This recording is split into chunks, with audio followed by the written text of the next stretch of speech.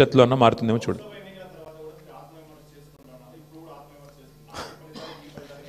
చాలా తేడా ఉంది కదా బ్రదర్. ఇప్పుడు స్పష్టంగా ఈ ఎన్నికలతో ఏం తెలిపోయింది, ఈ రాష్ట్రంలో తెలంగాణ రాష్ట్రంలో కాంగ్రెస్ ప్రభుత్వానికి కాంగ్రెస్ పార్టీకి ఒకే ఒక్క ప్రత్యామ్నాయం బీఆర్ఎస్ అని ప్రజలు తేల్చి నిర్ద్వందంగా తీర్పిచ్చారు. దాదాపు నాకున్న అవగాహన మేరకు మాకు 38-39% ఓటు వచ్చినట్టుంది. ఇప్పుడు కూడా ఇంకా ఫైనల్ అయినట్లేదు. 38 వచ్చిందా 39 వచ్చిందా చూడాలి. డెఫినెట్గా మరి మంచి ఓటింగ్ శాతం మాకు వచ్చింది. నేనేమంటానంటే మరి సింగిల్ డిజిట్లో ఉండిపోయి డిపాజిట్ కోల్పోయింది కదా ఇవాళ ఇంకో పార్టీ. ఇప్పుడు మేము ఓటమి పాలయ్యి ఇంత గట్టి పోటీనిచ్చి అధికార పార్టీ ఇన్ని రకాల ప్రలోభాలు పెట్టినా, ఇన్ని రకాలుగా ఒత్తిళ్లు తెచ్చినా, ఎన్ని రకాల కార్యక్రమాలు చేసినా గట్టిగా నిలదొక్కుని బ్రహ్మాండమైన పోటీనిచ్చాం. అట్లాగే మీరు చూస్తే ఉప ఎన్నికల్లో గతంలో ప్రతి ఉప ఎన్నిక మేము ప్రభుత్వంలో ఉన్నప్పుడు దాదాపుగా మేమే గెలిచాం, ఒకటో రెండో మినహాయిస్తే. కాబట్టి ఇవన్నీ కూడా జరిగే వ్యవహారాలు. దీన్ని అంత ఇది చేయాల్సిన అవసరం లేదు. పార్లమెంట్ తర్వాత సమీక్ష చేసుకున్నాం. పార్లమెంట్ తర్వాత ఒక్కొక్క నియోజకవర్గం సమీక్ష చేసినాం ఏం జరిగింది అని. పార్లమెంట్ ఒక అసాధారణమైన పరిస్థితిలో జరిగింది. అప్పటికిప్పటికి వచ్చిన తేడా మీరు చూస్తే బీఆర్ఎస్ఏ ప్రత్యామ్నాయం, బీఆర్ఎస్ఏ ప్రధాన ప్రతిపక్షం అని ప్రజలు ఈ జూబ్లీహిల్స్ ఉప ఎన్నికతో స్పష్టమైన తీర్పిచ్చారు. సరే, సహజంగా గెలుస్తామని ఆశించాం, కొంత నిరుత్సాహపడతాం డెఫినెట్గా ఓటమి పాలైనప్పుడు, కానీ నిరాశ లేదు. అది నేను చెప్పేది. బ్రదర్, మేము ఎన్నికల కమిషన్ దగ్గర పోయాము, స్పష్టంగా వారి ముందు ఆధారాలతో సహా పెట్టాము. డబుల్ ఓట్లు ఎన్ని ఉన్నాయి, ఎంతమందికి ఎన్నెన్ని ఓట్లు ఉన్నాయి, చివరికి కాంగ్రెస్ అభ్యర్థి యొక్క సొంత తమ్ముడు ఆయనకే 3 ఓట్లు ఉన్నాయన్నది కూడా ఆధారాలతో సహా ఇచ్చాము. ఇక మీరు అడగాల్సింది ప్రశ్న ఎలక్షన్ కమిషన్ని, మమ్మల్ని కాదు. ఎందుకంటే వాళ్ళు చేయాల్సిన పని వాళ్ళు చేయకపోతే మీరు మమ్మల్ని అడిగితే మేము ప్రధాన ప్రతిపక్షంగా పోటీ చేశాము, వ్యవస్థలో ఉన్న లోపాలు ఎత్తి చూపాము, జరుగుతున్న అన్యాయాల అరాచకాలు మా అభ్యర్థి, చివరికి దొంగ ఓట్లు వేస్తున్నారని మా అభ్యర్థి పోలింగ్ రోజు కూడా పోరాడారు. మీరు చూశారు మీ కళ్ళ ముందు మొత్తం కాంగ్రెస్ వాళ్ళు గుంపులుగా 1000 మంది ఒక దగ్గర చేరి దొంగ ఓట్లు వేస్తుంటే మా అభ్యర్థి పట్టించారు. మరి పోలీసు వాళ్ళు ఏం చేస్తున్నారు, ఎలక్షన్ కమిషన్ ఏం చేస్తున్నది, ఇవన్నీగా అందుకే అంటున్నా చర్చ జరగాల్సిందే. ఏ రకంగా అధికార యంత్రాంగం పనిచేసింది, ఏ రకంగా ఎలక్షన్ కమిషన్ పనిచేసింది, ఇవన్నీ మీ ముందున్నాయి. సరే, ఇప్పుడు నేను ఓటమికి నేను సాకులు వెతకట్లేదు, నేను వాస్తవాలు మీ ముందు పెడుతున్నాను. ఎలక్షన్ ముందు పెట్టాను, ఎలక్షన్ తర్వాత చెప్తున్నాను. ఏదేమైనప్పటికీ మేము మాత్రం డెఫినెట్గా ప్రజల్లో ఉంటాము, ప్రజలతోనే ఉంటాము. ప్రజాక్షేత్రంలో ప్రజల సమస్యలే ప్రధాన ఇతివృత్తంగా ముందుకు పోతాం, ప్రజల కోసం పోరాడుతూనే ఉంటాం, ముందుకు పోతూనే ఉంటాం. Thank you. మరి ఇప్పుడు అల్టిమేట్గా ఎలక్షన్ ఫలితం వచ్చిన తర్వాత ఏం జరగబోతుంది, రేపు ఏమేం జరగబోతుంది, ఇంకా 3 ఏళ్ళు ప్రభుత్వం ఉంటుంది అంటున్నారు. సో మరి ఆ 3 ఏళ్ళు ఏం జరగబోతుంది చూద్దాం.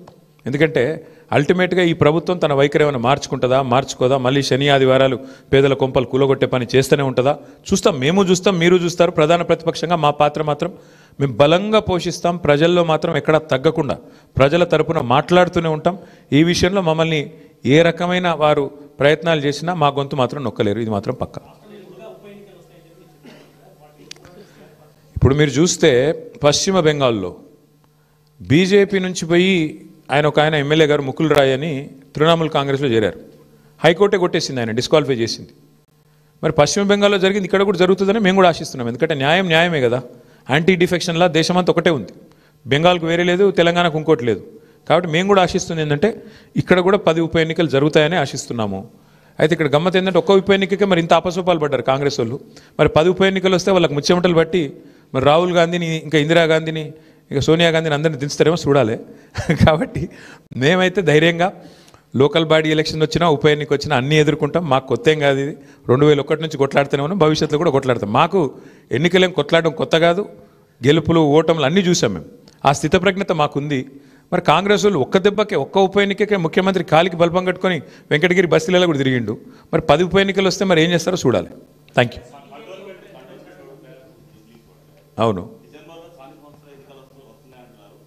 ఎవరన్నారు? నీకు పేపర్ లీక్ అయిందా?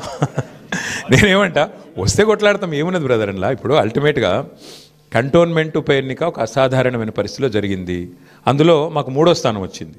ఈరోజు మరి ఈ ఎన్నికల్లో మేము గౌరవప్రదంగా మాకు దాదాపు 38-39% ఓటింగ్ వచ్చింది. 38-39% ఓటింగ్ అంటే కూడా తక్కువేం కాదు ప్రతిపక్షంలో. సరే, సహజంగా పోటీ చేసినప్పుడు గెలుస్తామనే కొట్లాడతాం, గెలవమని ఎందుకు అనుకుంటాం? సరే, జరిగింది ఏందో మీరు చూసిండ్రు కదా, ఇప్పుడు మీ మీడియాలోనే చూపెట్టారు, నేను చెప్పుడు కాదు కదా. ఎన్నికల రోజు ఎట్లా విచ్చలవిడిగా ఏమేం చేసిరో మీరు చూసిండ్రు, ఎన్నికల కమిషన్ ఎంత అట్రఫ్లాప్ అయిందో మీరు చూసిండ్రు. ప్రజాస్వామ్యాన్ని ఎట్లా అడ్డంగా తుంగలో దొక్కిరో మీరు చూసినారు. కానీ ఇవేవి మా ఓటమి కారణమని నేను చెప్తలేను, ఇవన్నీ జరిగినాయని చెప్తున్నాను అంతే. ప్లస్ ఒక్కొక్కరికి ఎన్ని ఓట్లు రాయించినారో అది కూడా చూసినారు. కాబట్టి ఇన్ని ఉన్నాయి కాబట్టి నేనేమంటున్నా అంటే దీని మీద చర్చ జరగాలి, భవిష్యత్తులోనే చర్చ జరగాలి. ఏదేమైనప్పటికీ we are thankful to the people of Jubilee Hills, we are certainly thankful to the people of Telangana for continuing to affirm their faith in the leadership of KCR garu.